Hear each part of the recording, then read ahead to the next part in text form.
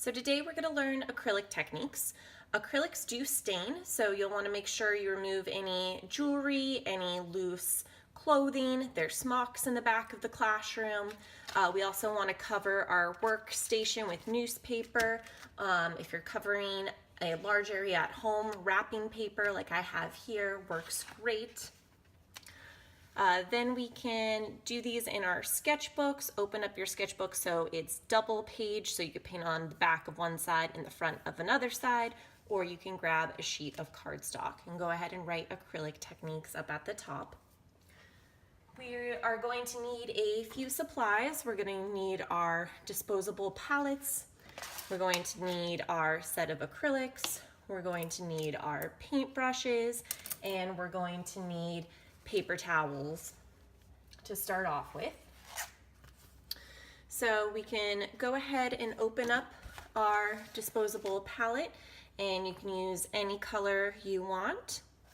Acrylic does dry pretty fast, so we don't want to put too much paint out, otherwise it can harden and a lot of the paint will go to waste.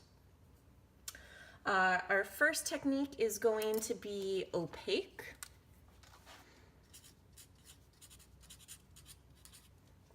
So that's just where we're using paint straight from the tube. I like using a flat brush. And you can see, unlike watercolor, it's more opaque and you cannot see through it, where watercolor had this nice kind of transparent glow to it. So we learn watercolor first because you can actually use all the watercolor techniques with acrylic if we just watered this down a little bit. The next technique is dry brush. So we always want to use a flat brush for this. So I'm going to take just a little bit of paint, wipe the majority off of it on my paper towel. So you can see that it's not solid on my paper towel. And then I can lightly drag it across, either flat this way or use the corner in a kind of scrubbing motion. So it's just picking up the texture of the paper and not going down deep into those crevices. So this is dry brush.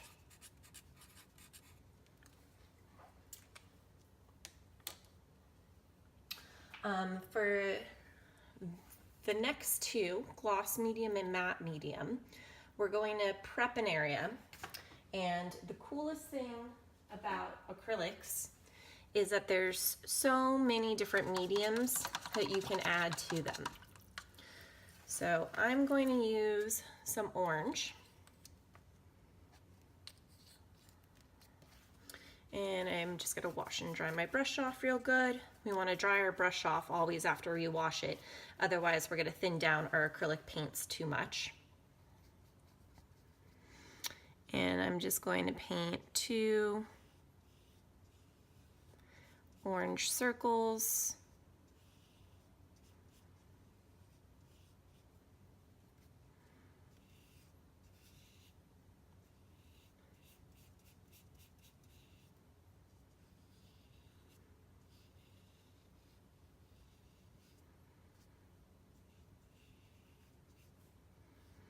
And we'll let those dry and come back to them.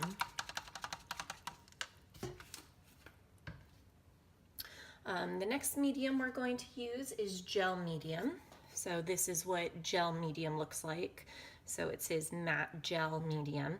So matte just means it's not glossy or shiny. So these are very expensive. It costs like $20 to $30 a jar, so that's why we just have a class set as opposed to you guys all getting them individually, otherwise your lab fee would be tremendous. I always like scooping it out with a palette knife, just putting a little bit on my palette, or if you're using a paintbrush, just make sure your paintbrush is very clean. Since these are so expensive, it's very, very important that you guys make sure you put the caps on right away, and that you make sure they're extra tight when using them, because like I said, they're very expensive when we only have a few of these per class. So if anyone leaves the lid open for it to dry out, then you ruin it for the rest of the class and we don't have any more for the rest of the year. So what I'm going to do is I'm going to mix a little bit of my acrylic with this gel medium. And what it does is it's making it a lot thicker.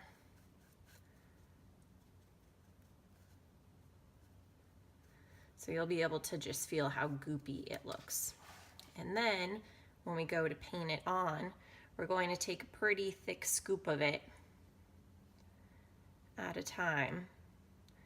And so you'll be able to really see different ridges and different marks. We're getting this kind of 3D texture to it.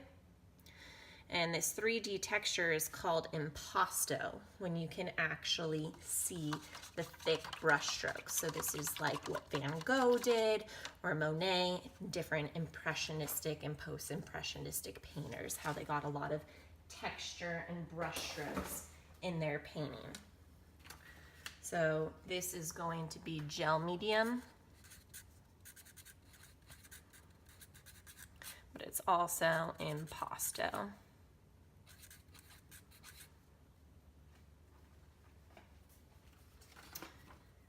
The next medium that we are going to use is texture medium. So this is what one of the texture mediums look like. This one is ceramic stucco, so it'll look more like a brick wall. So again, we can take our palette knife, make sure it's clean, do a little scoop on this one. This one does have little grains and beads, so I especially like to use the palette knife to scoop this out as opposed to a paintbrush, because those little beads can get stuck in the bristles. And then this we can apply without paint. And you can see it's really thick, so we can either smooth it out or we can keep it thick so when we paint over it, our painting has a nice 3D texture.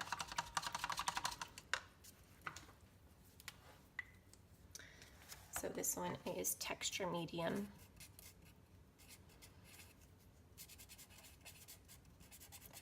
And this particular one we used was stucco. So there's lots of different kinds of texture medium. There's black lava, and there's other ones that I'll introduce you to throughout the year. The next medium is retarding medium. So it looks like this.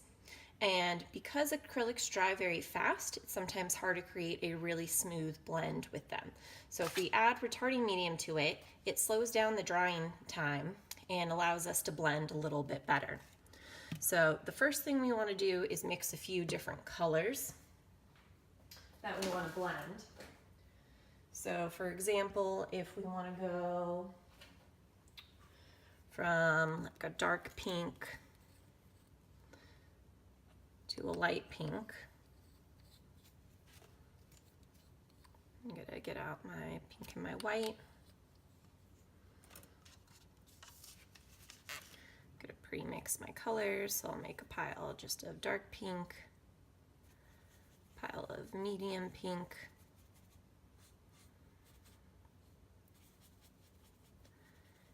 and a pile of light pink. So we always want to pre-mix our colors with acrylic, because if we put this one down and then took time to mix this medium color, by the time we got it correct, this dark color would dry already. So I have my colors mixed. I'm going to take a little bit of my retarding medium,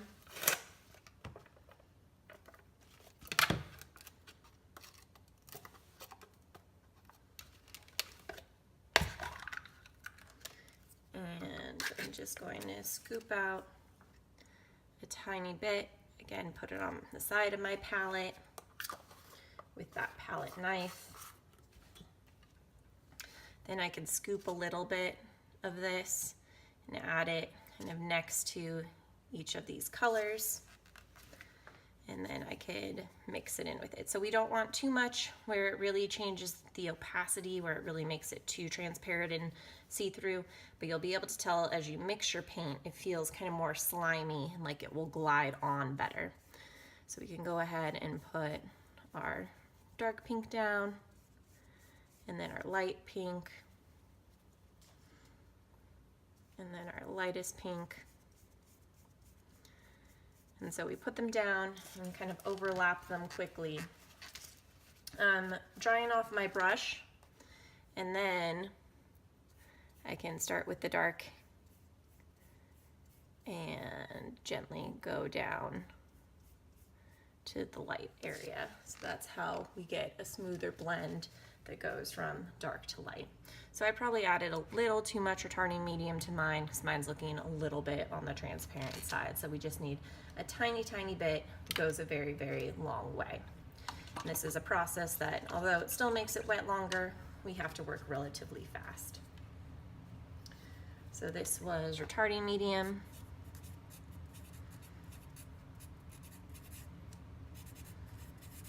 And it's for blending.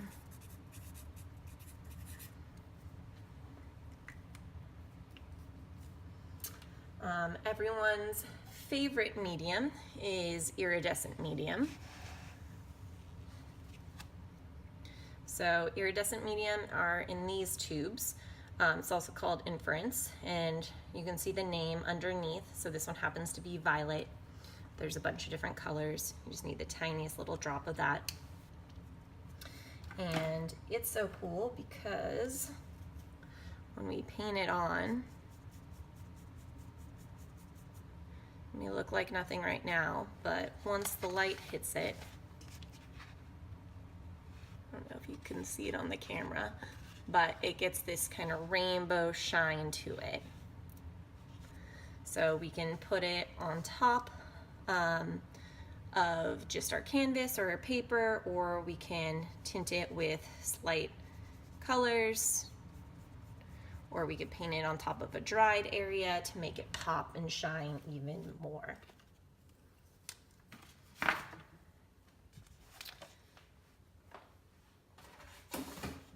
So this one is iridescent medium.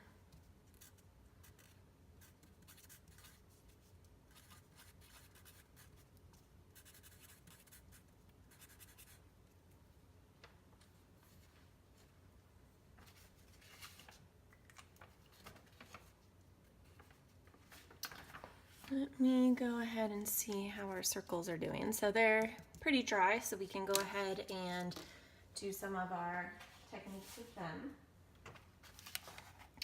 So there are two different mediums that have the same purpose.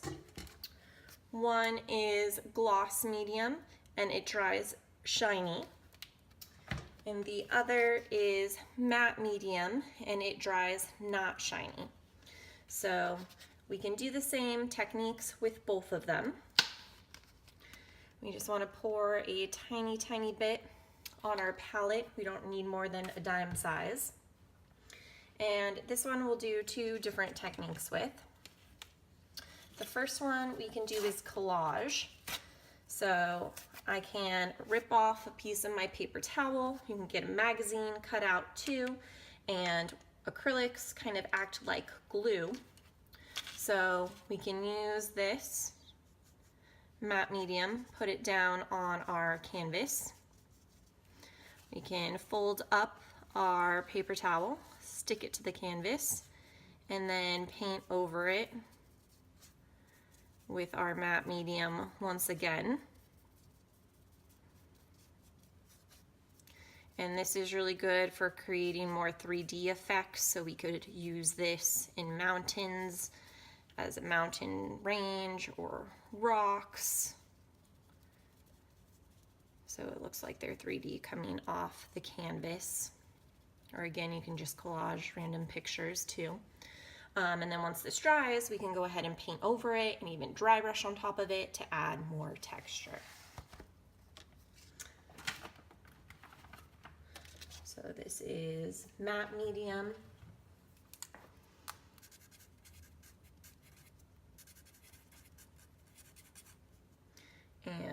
collaged it. Another thing we can do with matte medium is a glazing technique. So for glazing, it's when we usually add shadows. So I'm going to take a tiny bit of purple and a tiny bit of black. And I'm going to make a nice shadow color by mixing like half purple and half black together. And then I can take some of this matte medium and I can start to thin it down a little bit so it starts to become see-through. And then I can start to add shadows on my spheres. So I can paint that on, and I'm going to add even a little bit more matte medium to it, make it a little bit more transparent, and blend this out a little bit more. And then I can use just pure matte medium and finish blending this out. So we get a nice see-through shadow where it still shows our core color underneath. So we still have some orange appearing through our shadow color, so that makes it look more natural. And we can always add cast shadows on top of this as well. So this one is matte medium.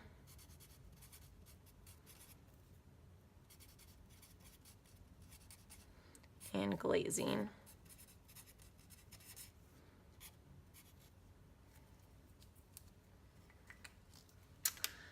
Another similar thing we can do that's a specific glazing technique is antiquing. So that's where we're going to go over the entire painting to make it look older. So this one we can go ahead and try with our gloss medium, so you can go ahead and see how the gloss medium and the matte medium differ when they're dry.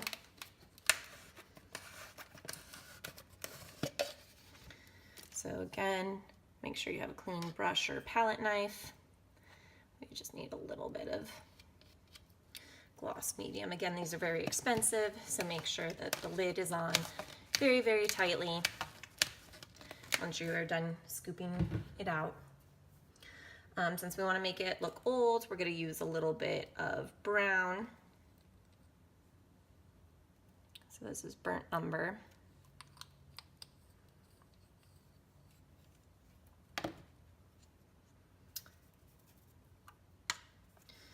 And I'm going to go ahead and add a tiny bit of it to my gloss medium, and you'll see it's a lot more shiny, but it acts the same way where it thins down the paint and makes it more see-through and transparent.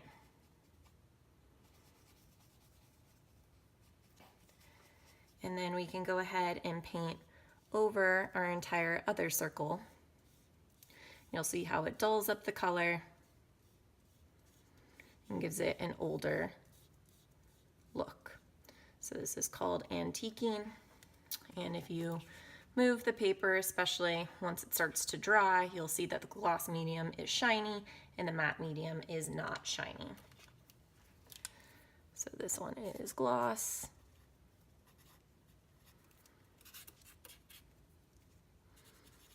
Medium and antiquing.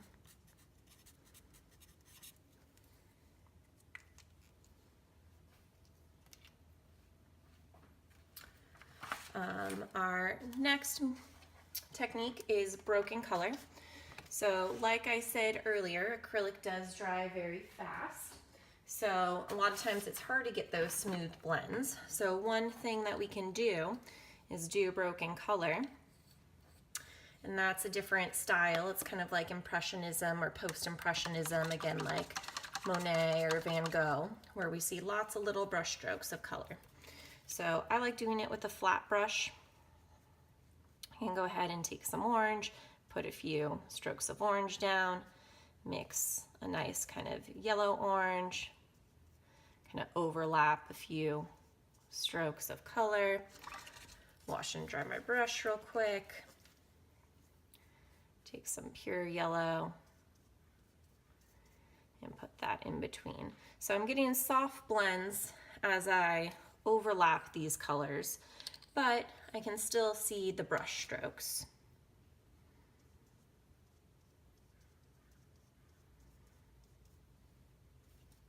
Maybe we can add a little bit of pink in here too.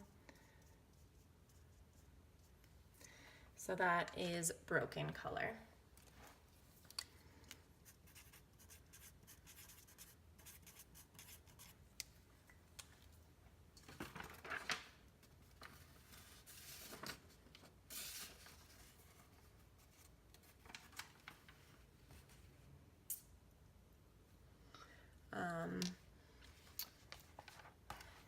The next technique we can do, like I said, is we can water down acrylics to make them look like watercolor. So I could just take some water, put it on my palette, and really thin down my paint so it does become transparent like watercolor.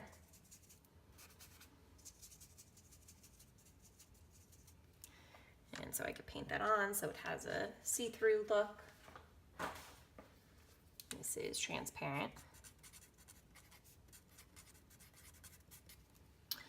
If you look at your technique worksheet that we handed out, you can see there's a ton of transparent techniques that you guys can do that are very, very similar to watercolor, like plastic wraps, alcohol drops, wet on wet. So you guys already know how to do all of these, which is why we did watercolor first.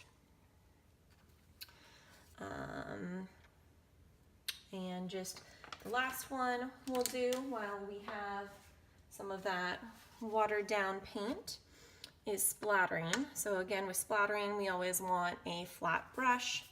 We have our paint watered down a decent amount. Hold the brush so it's up and down so it looks skinny when we're looking down on it, and then we can flick our paint.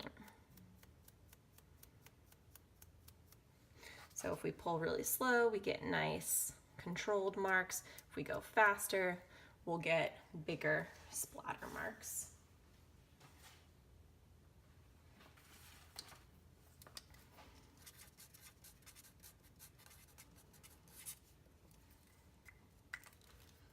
So other important things to remember about acrylics is that they dry very fast. So we always want to constantly be washing our brushes very, very well. You'll want to double check and make sure that they're clean after each technique, after each color, because if paint hardens in it, it doesn't re-wet and it's very hard to wash out. So, and it stains clothing, it will stain the desk. So we want to make sure we always prep and have a nice clean worksheet and area to work with. Otherwise, that's it. Enjoy doing acrylics.